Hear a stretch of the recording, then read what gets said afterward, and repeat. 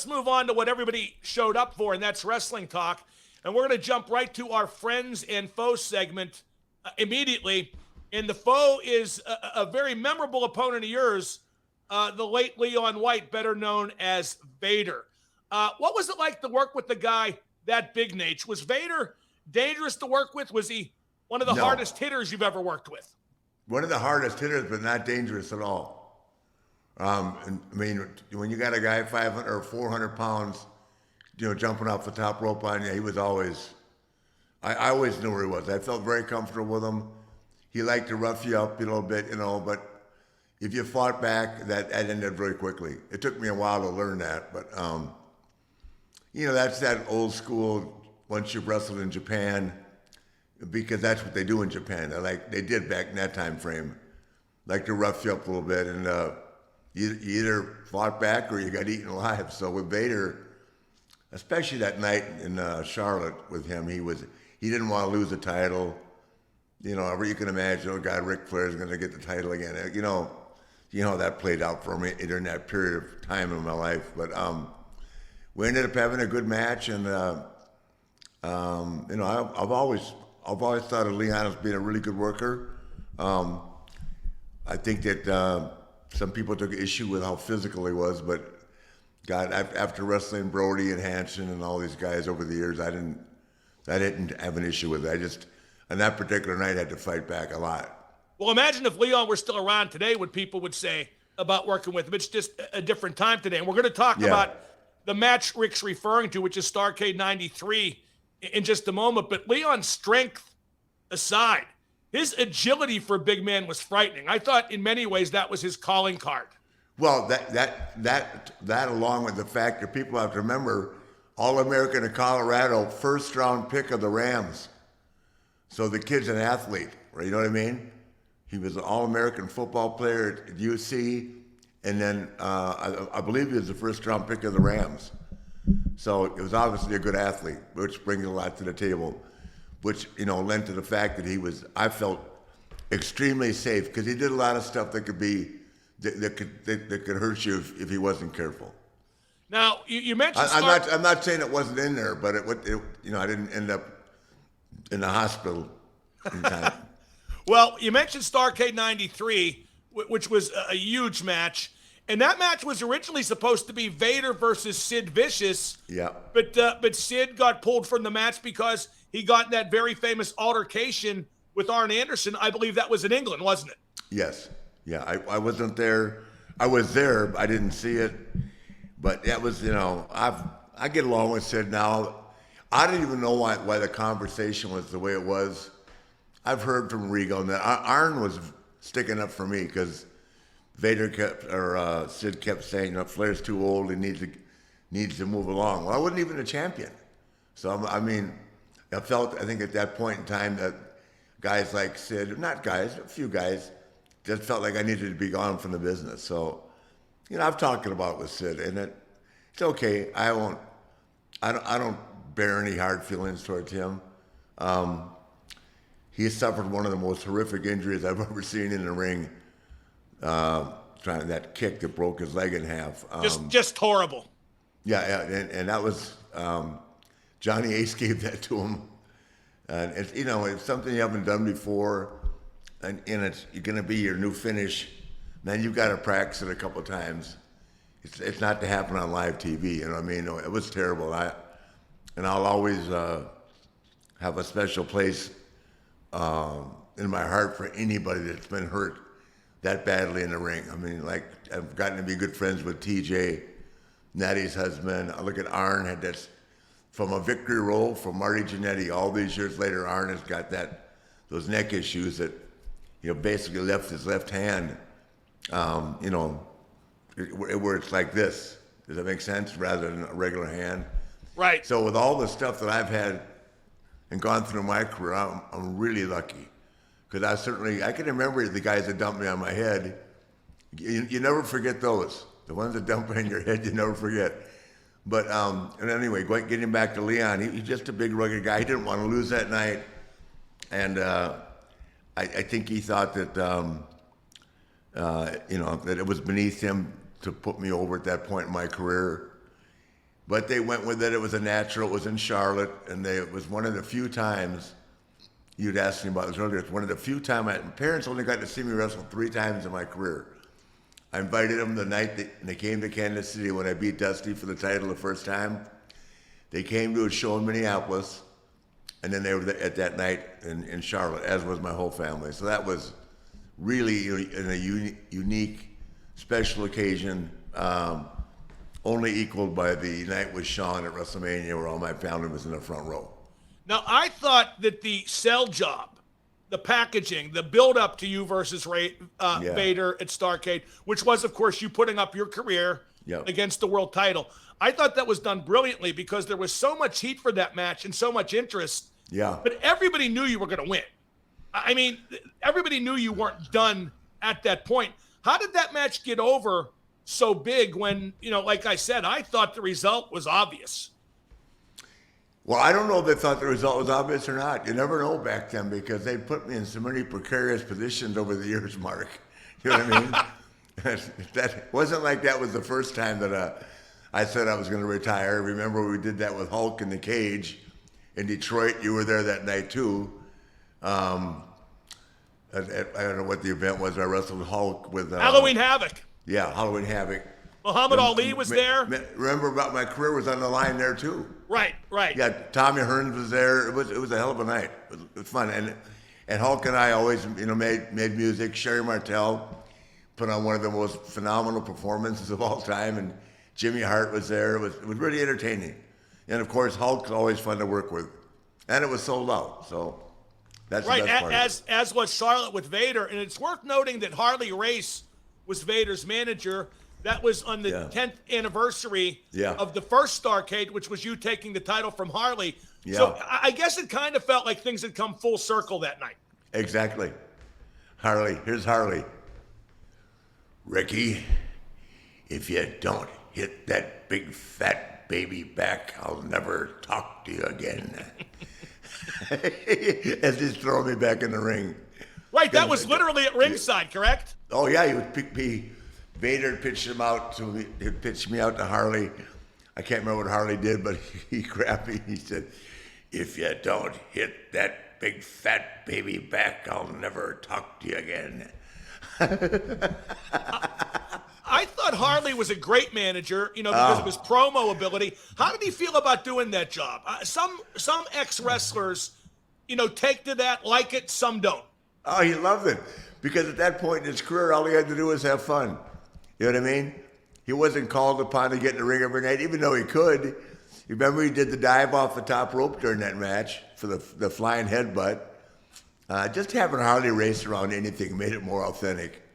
And you know the reason for that, Mark. I mean, we could talk about Harley for 10 episodes of this program and never get all the stories in. No, for sure. Literally, the tough guy, he used to tell Vader, "Shut up, you big fat baby." Well, like you said, Harley... Hey, and Leon never said a word back to him. Oh, no. I mean, as big as Leon was and as old as Harley was at that point, in the fight between those two, there was only going to be one winner. There wasn't going to be a fight because Leon wasn't going to fight him. That's what I mean. And nor was anybody in our dressing room going to fight him. Now, as you mentioned a moment ago, your mom and dad were there, and that was, if memory serves, that was one of the first times you put your family on camera. You did a few vignettes when you were leaving your house at Charlotte to go to the match, and your career was on the line. What was that like, doing that for the first time? And do you regret it at all looking back? Absolutely not. Those are some of the greatest memories of my life. I mean, to have them all there and to see, both my girls so successful right now. Who would have ever thought that Ashley would grow up to become Charlotte? And Megan is married to Conrad, and they have a fabulous relationship, a fabulous marriage. My son's got 2 beautiful children in Charlotte, and we lost a little man along the way, but he loved the business, and he would have been great at it. And then, of course, look at the guy I'm standing next to, Gene Okerlund, the greatest of all time. Yeah, that's just a heck of a picture there. Yeah, and it is. I think that was the first time I met Ashley too. Yeah. If memory serves. Did she take you down? She could now. I can tell you that with no problem whatsoever. Now you did the match, and this is what was great about that match. I watched the match on YouTube to bone up for talking about it, and you did that match as a total babyface underdog, which is so rare for you. You won with the roll up. What was it like to work the match that way? Because you did great, but that was kind of a foreign concept to you. Not that you had never done it, but you had rarely done it. Well, I just hate working babyface, period, because my skills were so limited. I'm a heel, and that I have worked babyface obviously a lot, just because the company made me. But I don't have offensive skills that are required at that level of work to have ever been great. I mean, I can't do the stuff that Steamboat and Shawn and God, so many other great babyfaces could do. See, I know what you're saying, but when you were popular, and you were always popular, even as a heel, I mean, first off, I think you're overestimating your shortcomings as a babyface worker. Second off, I think if there was even a slight lack in that regard, the crowd more than made up for it every time. That was my home. That was in my back pocket, the crowd. I knew how to get them. It's funny. You get to the point when in your life when you're fighting for your life, literally trying to keep up with the booking, you learn how to put yourself in or bring yourself, you present yourself in the worst case scenario, and that's what I had to learn how to do. Not with Leon by any means, but in just various situations. So I knew going into Leon we didn't talk before the match, and so it was right up to maybe 5 minutes before we went out there that they came up with the roll up, and I was fine. I didn't care. But it was sour grapes again. Here I got Ric Flair as the world champion again. Why is that happening? But I don't think there's anybody on the roster that night that could have given him a better match than me. Oh no way! Knowing that he had to put somebody over, he wasn't cooperating. Yeah, well, you got a bloody mouth out of it. That's evident in the pictures and on the video. Where do you remember specifically when you got the bloody mouth? Well, I don't know if you went. I blacked both his eyes. I mean, I would hit him outside. You can see the exchange outside the ring. Maybe 20 minutes into the match, where I had to light him up because he was beating the crap out of me. Not my body, but hit me so hard in the ears, and I'd had that inner ear problem. So I said, "Okay, man, if we're doing this, we'll do it." But the minute I started hitting him back, he loosened up. So that's the way it is in the business. Very rarely does that happen, but when it does, you've either got to accept it or you got to fight. You got to fight back. Now, the analysis of your babyface work aside, you've always hated being a babyface, not just because of the work either. Why? Aside from the work, the different style of work, why do you hate it? Because I don't like to be humble. I'm terrible at going, oh, I hope I can do this. I hope I can do that. I'd rather say, I'm this, I'm that. You know what I mean? And you can't, all the stuff that came so natural to me and the arrogance and the things the way I actually live my life, it's hard to do that and still be, come across as somewhat of a humble guy or, look for the only guy I've ever seen that could do that, going back to what I was saying, it could be he never had to change anything, was Steve Austin. No matter what Steve did, right? He didn't have to change anything, and the fans loved him. And that, especially when it came to that stuff with Vince McMahon, when they had that phenomenal run against each other, that where Steve was clearly the babyface and Vince was at that point in time the best heel in the business. Now, Meltzer gave that match 4.5 stars and called it a defining moment for you and your most memorable title win. That was at the time. Mm-hmm. Do you agree with that assessment? Say that to me one more time. He gave it 4.5 stars out of 5 and said it was a defining moment in your career and your best title win to that point. Best title win ever in my career at that No, point? to that point in your career. Most memorable were the exact words he used. Oh, yeah, I'll go along with that. Absolutely. But for the emotion that was brought to it, my family being there and everybody, yeah, I think it was absolutely a defining moment in my career. And it certainly, it gave me that position again. But I'll give you an example of where I was. And this is the kind of stuff that you think back on over the years when you bring this up. The next night, when I was, it was Jeff Jarrett and I against the Steiners the next night in Columbia, and Scott Steiner sent over that I'm not putting him over. Terry Taylor with the H&H said, "What do I do?" I said, "Do whatever you want to do." The very next night. Yep. Wow, what finish did you do? I can't remember. I didn't go over. Wow. Yeah, that's the way the company was run, though. They just did what they wanted to do. Well, maybe Jeff put him over, right? I mean, that's what Jeff was there for anyway. I don't know, but I mean, first of all, Rick, I'm just taking a shot at Jeff. I hope he hears it. Oh, yeah. I like Jeff. Oh, I do too. Yeah, I don't know what the finish was, but I'm saying that I just become the world champion. The next night I'm in a tag match, which made no sense anyway. Why I'm in a tag match, and then they didn't want to put me over. So I was at that point. It was with Steiner and a couple other guys. It just became a war. It wasn't worth it.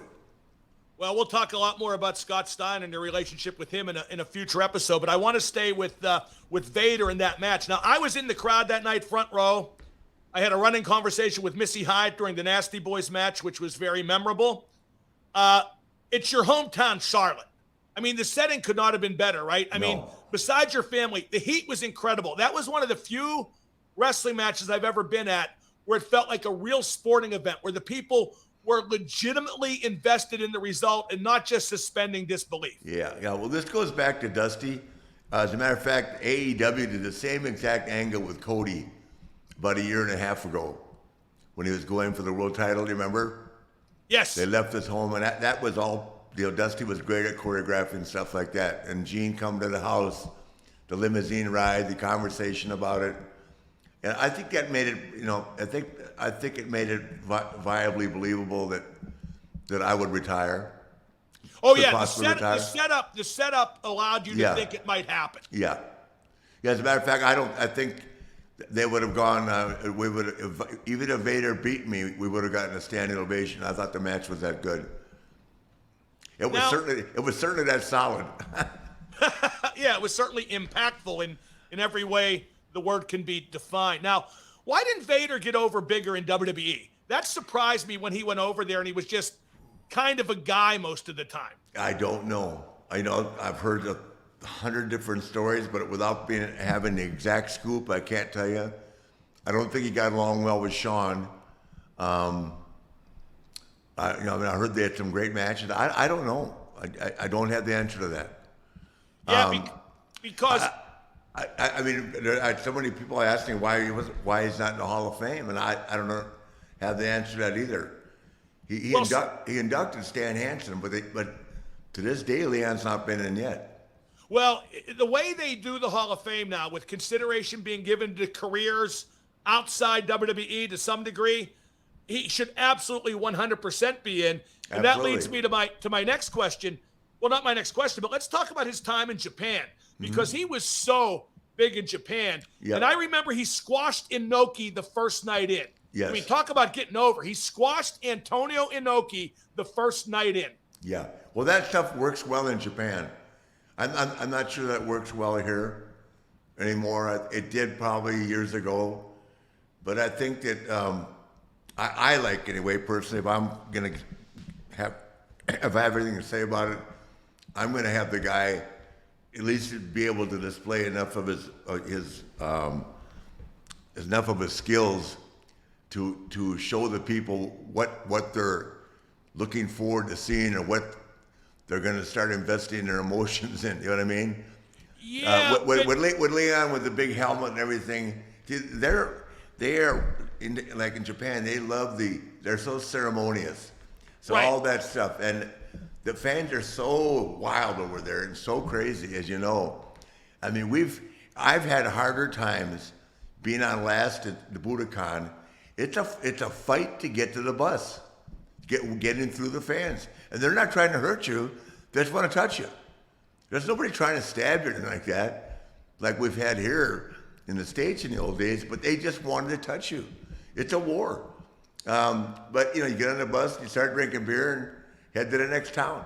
Well, it's funny because I watched that squash of Vader over Inoki, and to be fair, Vader wrestled Inoki right after he had wrestled a match before that, which gave Inoki, I guess, kind of an out. Mm-hmm. But the reaction of the fans was unbelievable. They actually rioted. They threw chairs and whatnot, which is so rare in Japan for the fans to behave like that. And not really. Not when Brody and Hanson were there. It was the same thing. Yeah, but they threw the first chair all the time. Yeah, well, okay, but no, the fans, they loved. They can't. It's not so much that way now, but they can't get enough. They can't get enough of wrestling. They love it over there. They did. It's been diluted now, but when the two major factions, right, All Japan, New Japan, New Japan were going head up. I mean, the Americans are making big money. The Americans versus the Japanese, the Americans against the Americans. It was huge. It was a great avenue for guys to make a lot of side income.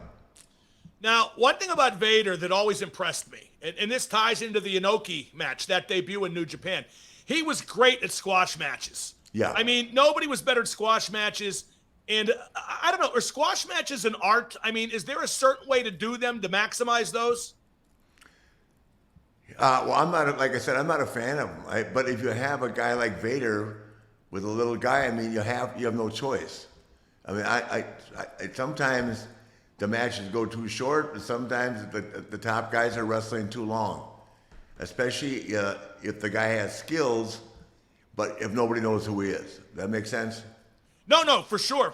Yeah. And I agree. I think there's a fine line between too short and too long. If it's too short, you don't see enough. If it's too long, you maybe expose the guy a little bit. Yeah, it's like Jack Mulligan used to tell me, Rick, you got 4 minutes, maybe 5, to show them something that makes you different than everybody else.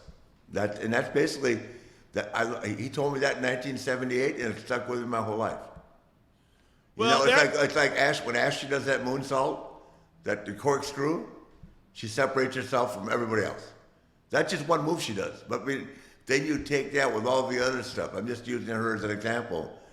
You have a signature bump or a signature move that people like. I used to wait to see Ray Stevens go upside down. Boy, if he didn't, I was out of my mind. Does that make sense? I waited the whole match for Ray to go upside down. No question. I know what you mean. It's like when you would do the drunk fall or the turnbuckle flip, which was what Ray did. I always, if I didn't see that, I couldn't do near as good as Ray. Shit. Well, Ray'd go over the top out to the floor every time. Well, if I didn't see that, I always felt cheated or figured you had a rough night the night before. Now, really? I've been there and done that, pal.